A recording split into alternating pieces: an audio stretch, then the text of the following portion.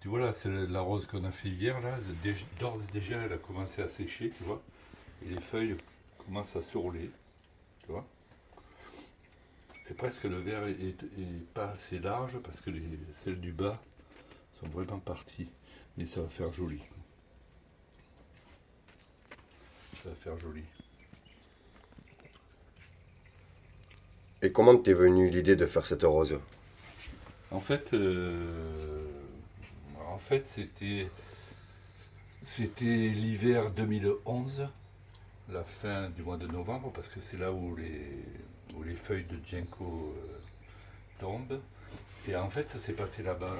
Et donc, on était au mois de novembre, fin novembre, et l'arbre, il restait que très peu de feuilles sur lui, et elles étaient toutes tombées. Et au pied de l'arbre, il y avait un genre de toison d'or absolument superbe, un jaune d'or. D'ailleurs, le ginkgo, on l'appelle l'arbre aux 40 écus. Et je suis arrivé là. Alors j'étais en plein, c'était en hiver 2011, et j'étais en plein cancer, quoi. La chimio, j'étais chauve, le visage rond, bouffi de cortisone. Et je suis arrivé là, et je me suis baissé, tu vois. Ici, sous ce ginkgo, il y avait donc cette toison d'or fantastique. Et je me suis baissé, j'ai caressé la toison, et là, il s'est passé quelque chose. J'ai ramassé un tas de feuilles, ouais, un tas de feuilles, et je l'ai porté à ma cabane, et c'est là que ça a commencé. Et là, d'entrée, alors, tu vois, ça, c'est vraiment le ginkgo, un des meilleurs producteurs de feuilles. Il produit des feuilles absolument superbes qui permettent de faire des roses, alors un bonheur, quoi. Là, tu vois, alors là, c'est un peu la limite parce que la feuille est mouillée. J'aime pas trop ça. Je préfère je préfère avec des feuilles bien sèches. Et comme lui, c'est un beau, et puis en étalité, c'est joli. Et là, regarde les feuilles comme elles sont belles. Elles prennent tout de suite la forme du pétale, tu vois. Il n'y a qu'à faire ça. Hop. Et allez, c'est parti.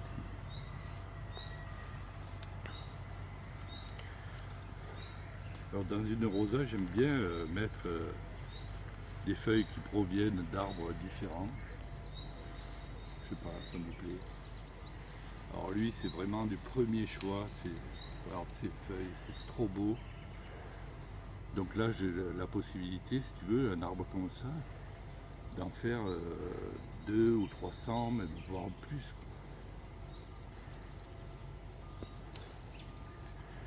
Et là, voilà, tout de suite, je me suis mis à arranger les pétales et c'est allé assez vite. Bon, là maintenant, j'ai acquis, tu vois, une dextérité, je l'ai fait rapide, parce que dois en être à ma 400, 500e rose. Et chaque fois, j'essaye que la rose que je crée est plus belle que celle que j'avais créée que la dernière. Que... Donc j'essaye de m'améliorer à chaque fois. Et là, eh bien, on va aller en cueillir sur d'autres arbres. C'est parti.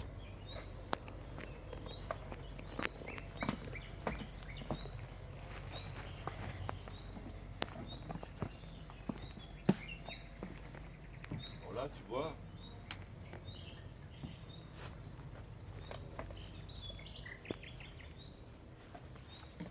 la feuille de ginkgo, sur elle, elle a une fine couche de paraffine. Et ce qui fait que la goutte d'eau, regarde comme c'est beau, c'est magnifique. Et comme elle glisse sur la feuille de ginkgo, tu vois, toc, regarde ça, là, tu vois, regarde là, toc. D'où cette idée, lorsqu'on cueille une feuille de ginkgo, on a l'impression que c'est éternel, que c'est tellement beau. Et cette idée m'est venue, voilà, de créer la rose. Et la première rose, la première personne à qui j'ai offert une rosa, c'est Anaïs qui avait la même maladie que moi. Et donc on était chauves tous les deux, attention, en chimio tous les deux.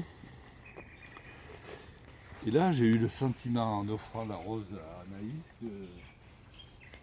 que je l'ai placée, cette rose, sous le signe de l'amour, du porte-bonheur, quoi. Parce que le Ginkgo, il vient de la nuit des temps. Nous les hommes, nous sommes sur Terre depuis environ 10 millions d'années. Le Ginkgo, lui, il est sur Terre depuis plus de 200 millions d'années. Il a survécu à tous les cataclysmes qui ont emporté les dinosaures, tout ça.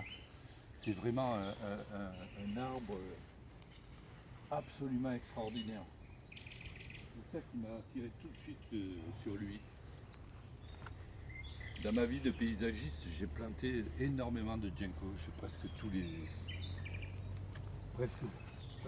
les clients, je mettais un Ginkgo parce que c'est un arbre. Alors tu vois, lui, il est ça en forme. Je pense qu'il a trop les pieds dans l'eau. Je vais lui prendre une feuille quand même, pour qu'il soit présent dans Rosa.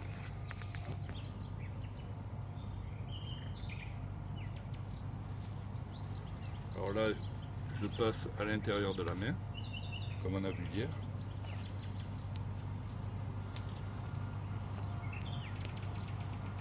J'écarte mon index et je glisse. Là, je peux la laisser un peu dehors pour avoir des pétales, que ça se retourne bien.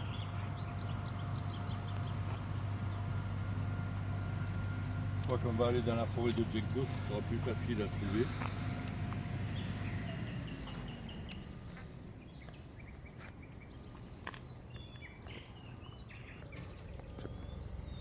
Bon.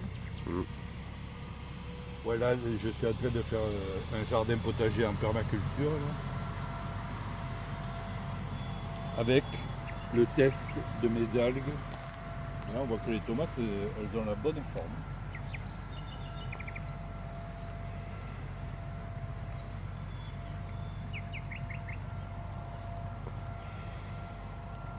Tu vois, à mesure que je faisais des rosas, j'avais l'impression que ça me faisait énormément de bien.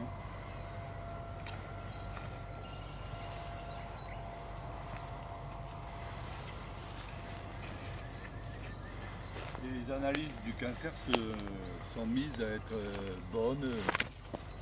Et on sentait que la maladie régressait, quoi. J'ai créé plein de roses, j'en ai offert à tous les gens que j'aime, ma famille. Chaque fois que j'ai été invité à un repas ou tout ça, j'amenais une rosa. Et pendant tout cet hiver 2011, donc, l'hiver de ma maladie, j'ai fait plein de rosas. Et après, chaque année, je faisais des roses pour en offrir, pour tout ça. Et puis, petit à petit, avec ma nièce, on a commencé à imaginer de rosas, de vendre rosas pour le compte d'une association qui s'appelle les Enfants du Soleil, qui œuvre pour les enfants de Madagascar, qui récupèrent dans la rue, qui nourrissent, qui éduquent, qui logent. Et comme Madagascar, c'est le pays de la déforestation, c'est intéressant que on rapproche les Ginkgo de Madagascar.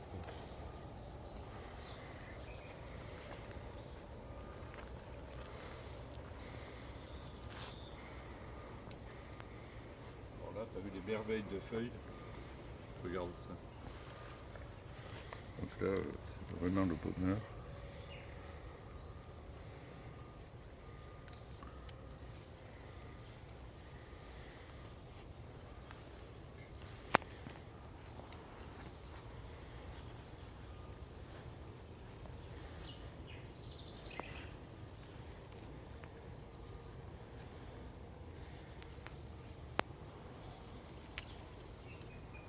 Là, c'est vraiment de très très belles feuilles, là, tu te régales dessus.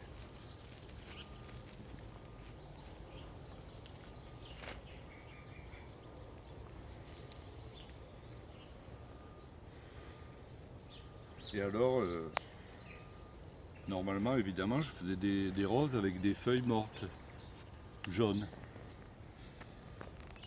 Le souci, c'est que ma filleule Justine, est née le 31 mai. Et je voulais absolument lui offrir une rosa pour son anniversaire. Mais le 31 mai, il n'y a plus de feuilles de ginkgo mortes.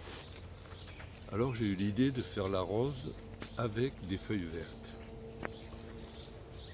Et il se trouve que ça a été vraiment une réussite à tout niveau. La rosa, elle sèche bien, elle prend des couleurs cuivrées absolument superbes.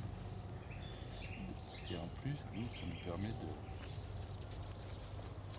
d'avoir 2 saisons dans l'année. On démarre les rosas vertes à partir du 31 mai.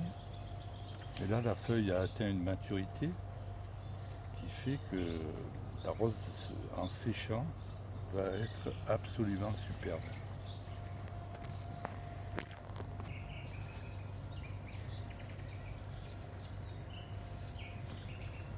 Alors là, je vais la terminer, rosa, et puis on va aller la lier dans la cabane. Alors, pour créer une rosa, je mets environ 5 minutes. Environ. Alors là, la feuille, elle baille, tu vois, et je vais en placer une là qui va lui permettre de ne plus bailler. Voilà.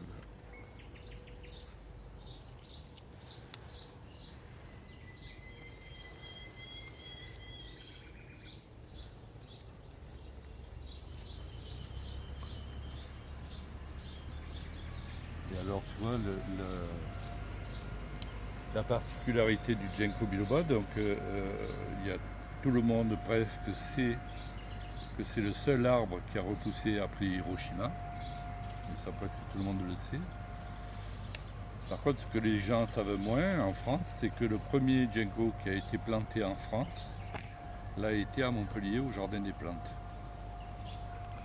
C'était à peu près en 1790 à peu près, ou juste avant la Révolution peut-être. Et ce ginkgo, il est encore vivant au Jardin des Plantes, il est superbe.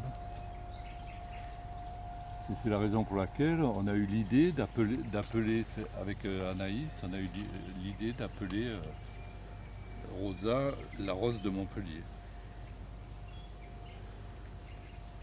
Parce que moi je suis né à Montpellier. Donc là je vais en prendre de lui.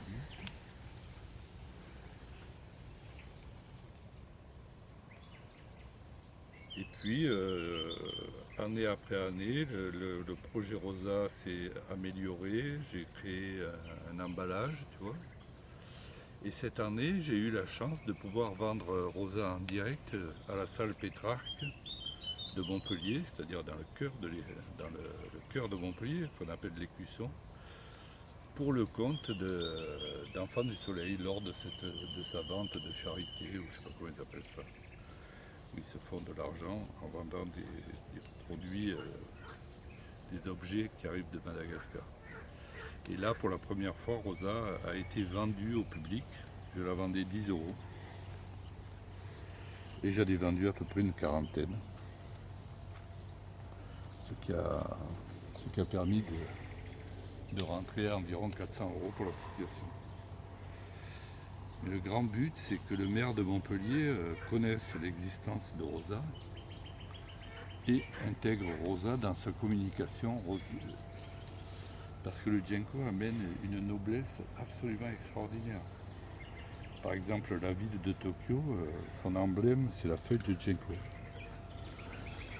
Donc Montpellier, ayant eu le premier ginkgo planté en France, peut travailler sur ce thème-là pour anoblir l'image de la ville. Parce que le ginkgo, c'est pas de la rigolade, ça t'amène vraiment le... Alors là, tu vois, elle est un peu... je sais pas trop où j'en suis là.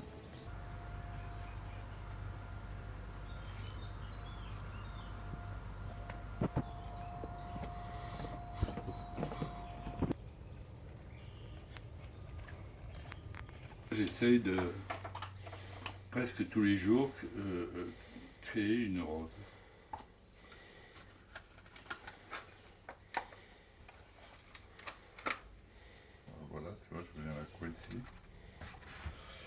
le célèbre nœud. Donc je le répète, je pars dans la main droite. Là, je vais passer la gauche dessous. Ça croise donc. Et ensuite avec mon pouce. Voilà, je passe dans le trou. Et à partir de là, ce nœud ne se desserre pas. Et on va devoir le resserrer au contraire quand les pétioles vont sécher. Donc c'est la raison pour laquelle je fais une baguette. Et il faudra tirer toujours le brin le plus long.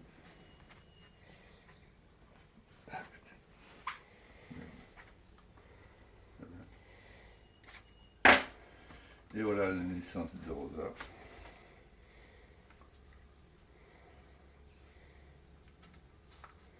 Tu vois, alors elle, on sent qu'elle est un peu dehors. Je vais aller la chercher pour la rentrer un peu. Faut que je trouve le pétiole, putain. Je le vois pas. Merde. Ah oui, je l'ai. Non. Voilà, tu vois, je la ramène un peu là. Et là c'est bon. Tu vois, si je la mets dans le verre, je suis pas mal. Peut-être celle-là de la ramener un peu aussi. Merde. Ah, j'ai pas mes lunettes, putain. Waouh, ça doit peine la sortie.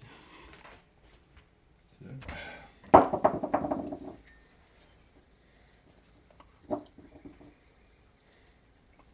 Voilà, tu vois.